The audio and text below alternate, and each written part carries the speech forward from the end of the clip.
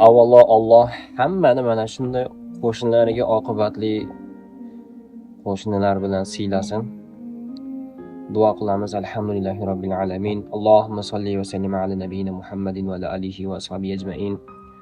Allohim mana uzoq kutilgan 11 yil kutib farzandli bo'lishgan ekan. O'sha farzandi bilan Allohim o'zing sinabsan.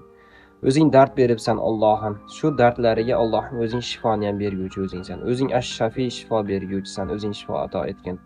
Mana shu yosh bolakay Allohim o'zing shu bolachamizni o'zing tani jonni sog'ligin. Tez orada shifosini topib, oilasini bag'riga qurrata ayyun ko'zlarini quvontirgan bo'lib, kelajakda solih bo'lib kelishligin Allohim o'zing nasib etgin. Duolarimizni qabul qil. Allohim biz bir ojiz bandangmiz. Allohim bir sendangina so'raymiz. Shifo o'zingdan, umid o'zingdan Allohim. O'zing dardlarga shifo bergin. Allohim barcha bemorlarga o'zing shifo bergin.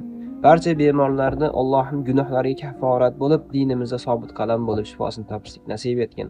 Allohim o'zing mana shu bolakayimizda Allohim kelajakda ota-onasini hurmat qiladigan, islomga, iymonga xizmat qiladigan, la ilaha illalloh Muhammadur rasululloh kalimasini butun koinotda oliy qiladigan o'zingi suyukli bandalaringdan qilgin.